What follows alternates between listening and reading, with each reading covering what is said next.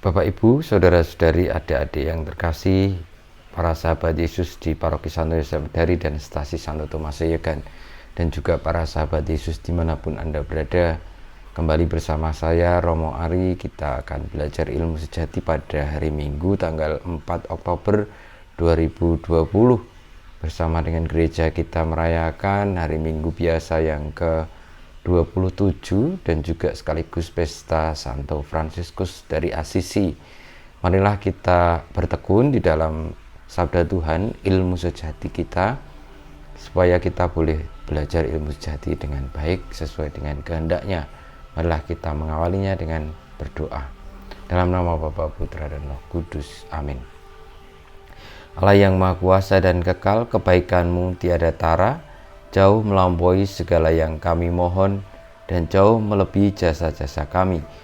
Curahkanlah belas kasih-Mu atas kami, singkirkanlah segala yang menggelisahkan hati kami, dan tambahkanlah apa yang belum terungkap dalam doa-doa kami, dengan pengantaran Yesus Kristus, Putra-Mu Tuhan dan pengantara kami, yang bersama Engkau dan Roh Kudus hidup dan berkuasa, Allah sepanjang segala masa.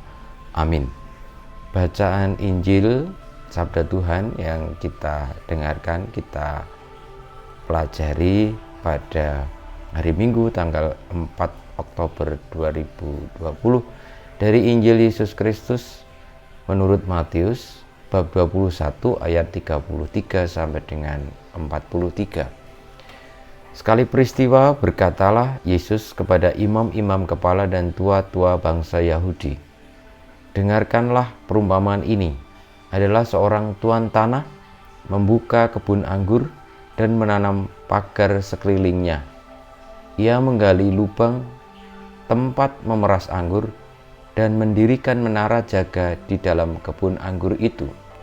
Kemudian ia menyewakan kebun itu kepada penggarap-penggarap, lalu berangkat ke negeri lain.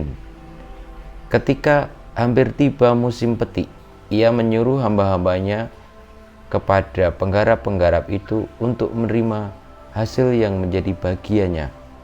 Tetapi penggarap-penggarap itu menangkap hamba-hambanya itu, yang seorang mereka pukuli, yang lain mereka bunuh, dan yang lain lagi mereka lempari dengan batu.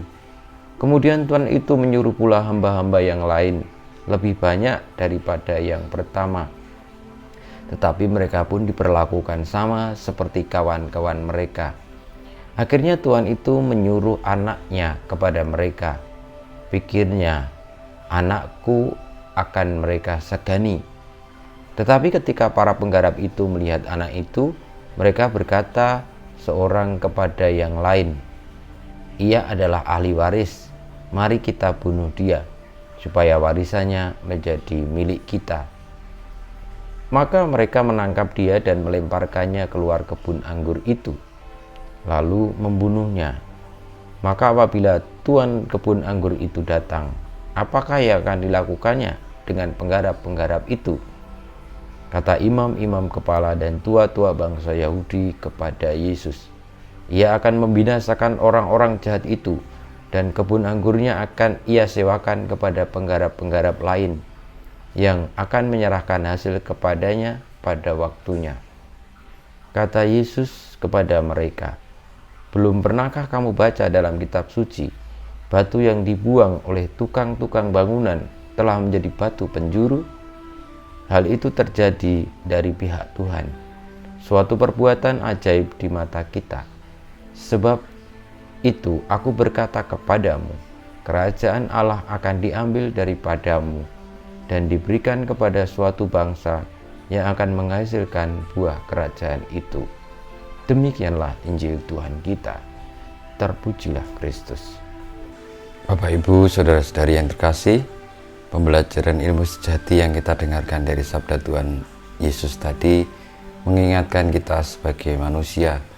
Tuhan Yesus mengkritik dengan perumpamaan para imam kepala ataupun tokoh-tokoh orang Yahudi yang terkenal masih memiliki karakter bebal dan juga rakus karena merasa paling benar, paling sejati.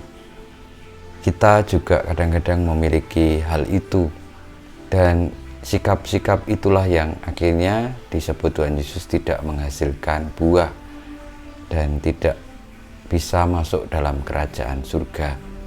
Maka marilah kita menghindari sikap-sikap rakus dan juga sikap-sikap bebal. Rakus karena ingin memiliki kebun anggur, padahal sebenarnya kita bukan sang pemiliknya. Dan bebal karena sudah dikirim hamba-hamba untuk mengingatkan hak si tuannya tadi, tetapi tetap saja kita bebal, tidak mendengarkan.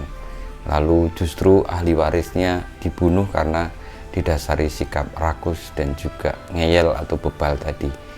Maka Yesus mengatakan kalau itu masih terjadi, maka tidak akan diberikan buah-buah kerajaan itu dan akan dialihkan kepada mereka yang akan menghasilkan buah karena taat dan karena sederhana, tidak rakus untuk menyadari bahwa kita bukan pemilik dari kebun anggur tetapi hanya penggarap-penggarap. Kita mohon berkat Tuhan, semoga sikap sederhana, sikap menerima dan juga taat kepada Tuhan, mendengarkannya, melaksanakan sabdanya senantiasa kita miliki. Kita mohon berkat Tuhan. Kemuliaan kepada Bapa dan Putra dan Roh Kudus, seperti pada permulaan sekarang selalu dan sepanjang segala abad. Amin.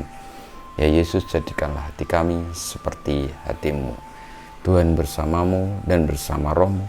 Kita semua hidup kita, karya-karya kita, perjuangan kita untuk tetap setia kepada Tuhan, mendengarkan suaranya, taat kepadanya, dan dengan sederhana menyadari bahwa kita bukan pemilik segalanya, senantiasa dibimbing, dilindungi, diberkati oleh Allah yang Maha Kuasa, Bapa dan Putra dan Roh Kudus.